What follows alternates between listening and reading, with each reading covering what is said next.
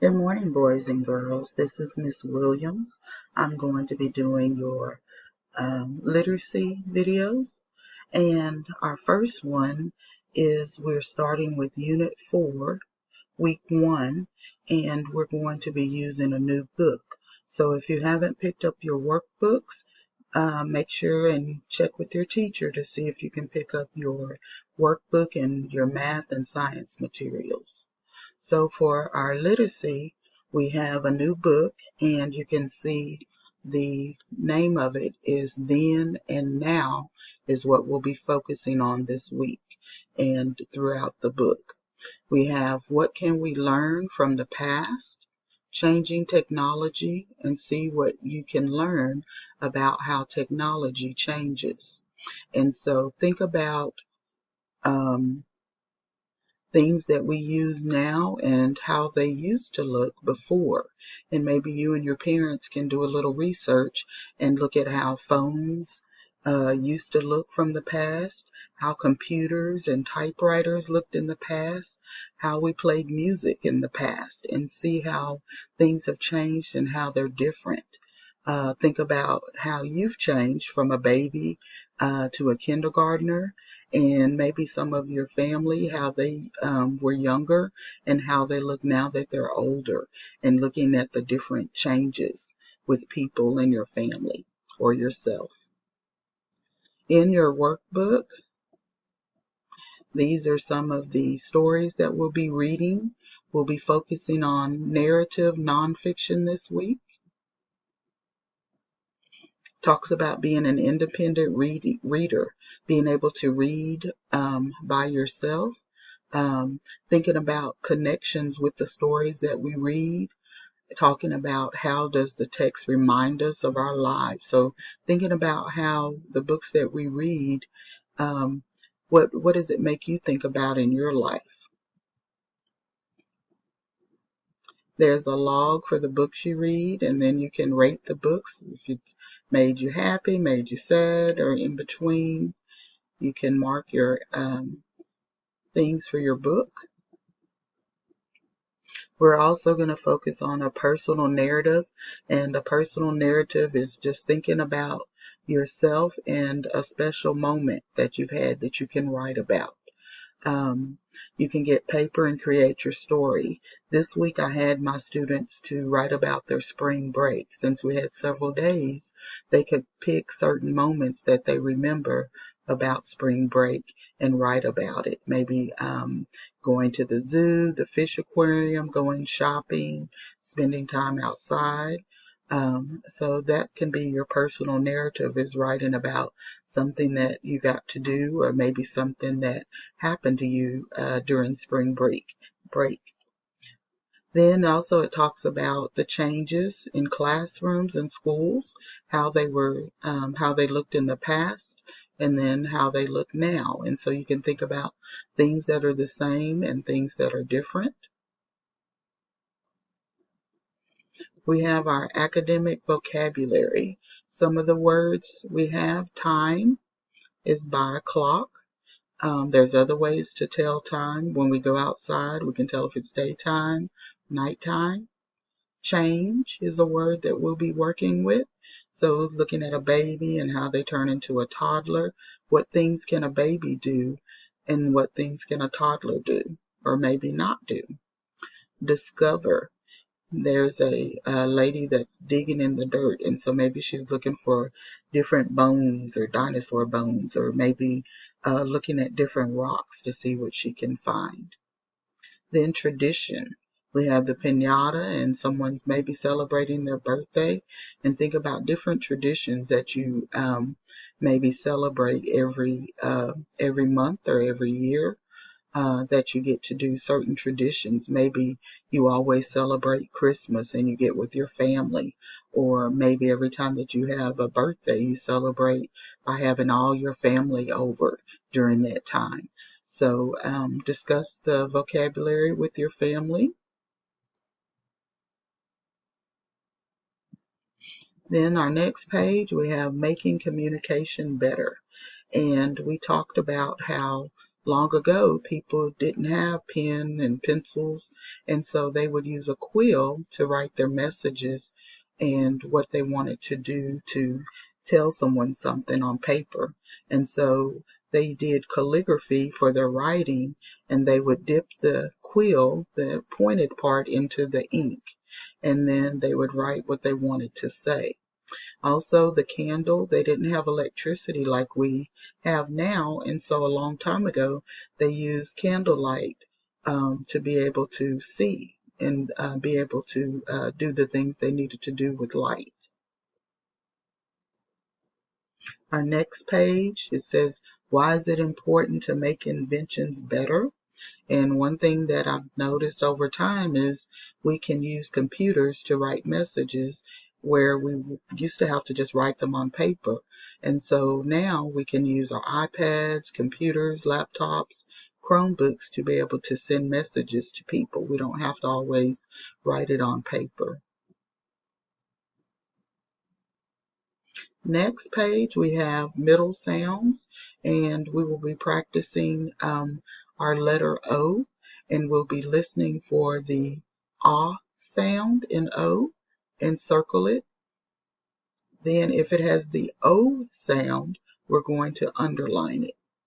So first, let's look at our cards.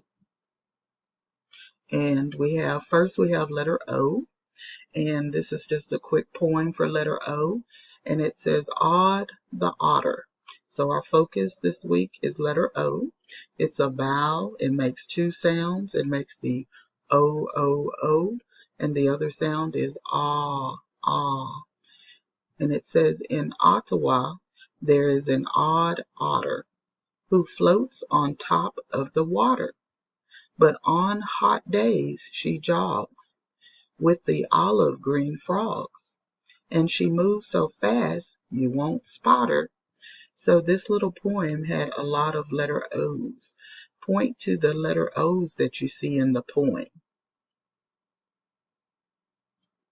Okay? So we have an O here. There's an O here. We have an O there, an O there, here.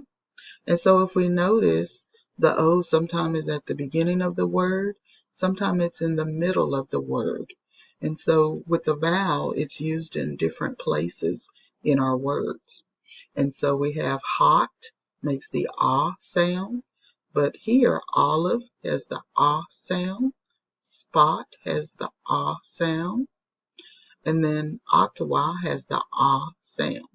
So we have a lot of letter O's that make different sounds.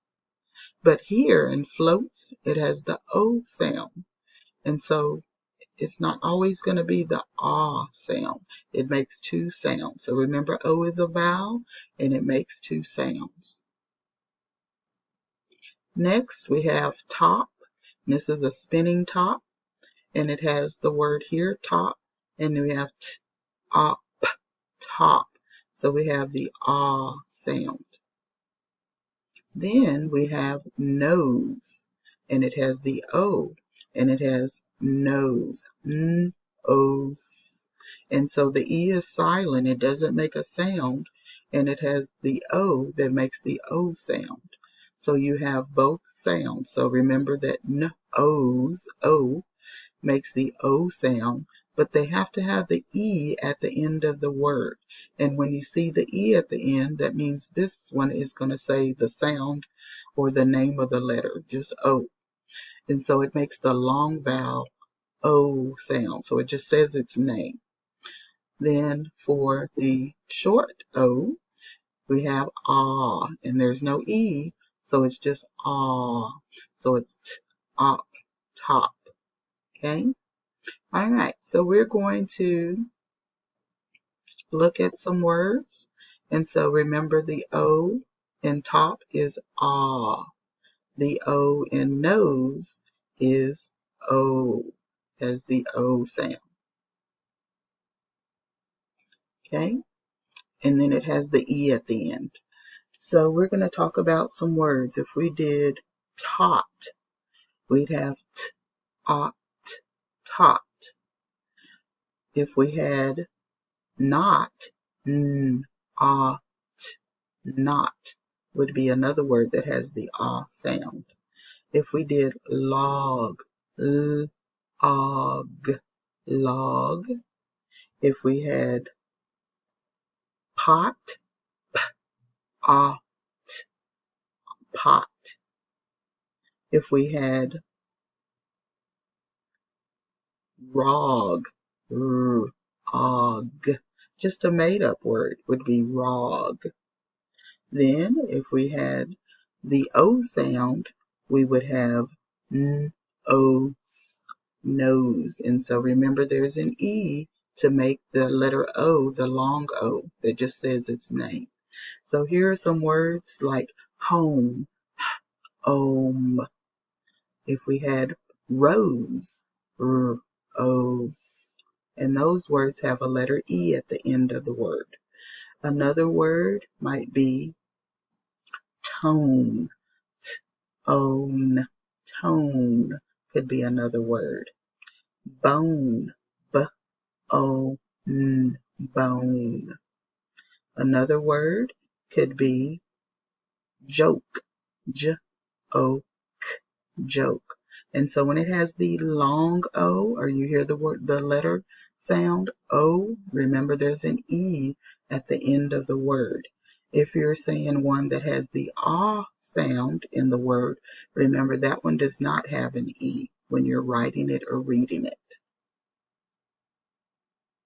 Okay, so here is our workbook page that we worked on this day, and it was the middle sound.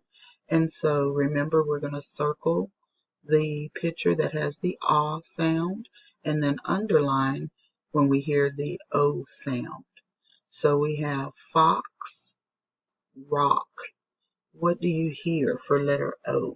Do you hear ah or do you hear O? Okay, what you should do is circle the fox and also circle the rock because it has the ah sound. Next we have phone and top. Phone and top. So circle the one that has the ah sound, underline the one that has the O sound. You should have circled top and underline phone. Phone has the O sound and top has the ah sound. Okay, let's look at stop and hose. Stop and hose. Which one has the ah sound? Which one has the O sound? So you should have circled stop for ah sound and draw an underline for hose. It has the O sound.